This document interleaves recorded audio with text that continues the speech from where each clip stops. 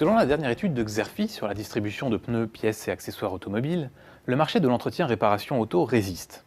Oui, il a résisté en 2014 en raison du vieillissement du parc auto et de la bonne tenue des ventes d'occasion. Et il devrait repartir plus franchement d'ici 2016, d'après les prévisions de nos experts. Cependant, ce marché se caractérise par une mutation profonde. En fait, face au recul de leur pouvoir d'achat, les Français sont en quête de bonnes affaires et de plus en plus nombreux à opter pour le faire soi-même.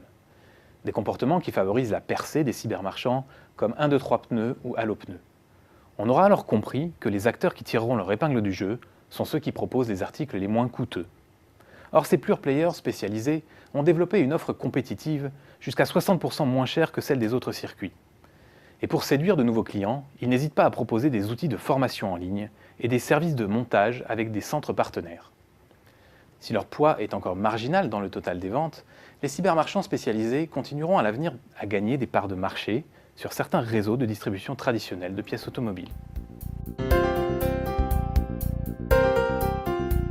Bien sûr, l'essor de ces cybermarchands spécialisés a logiquement fragilisé les centres auto. Pourtant, force est de constater que les centres auto résistent malgré tout. Ils gagnent en effet des parts de marché sur les garagistes indépendants et sur les réseaux d'après-vente des constructeurs. Feu Vert ou Nord Auto ont pour cela étendu leur réseau de points de vente et diversifié leur offre grand public. Sauf que ces stratégies commencent à montrer leurs limites avec l'arrivée à saturation de l'offre en zone urbaine. N'oublions pas non plus que les hausses de tarifs limités, voire les baisses de prix consenties sur certains produits comme les pneus pour rivaliser avec les cybermarchands, pèsent sur les marges. Face à une telle situation, les centres auto ont réagi.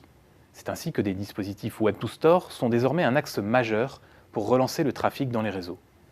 Grâce à ces stratégies cross-canal, le repli de l'activité des centres auto va s'atténuer en 2015 et 2016, selon les prévisions de Xerfi.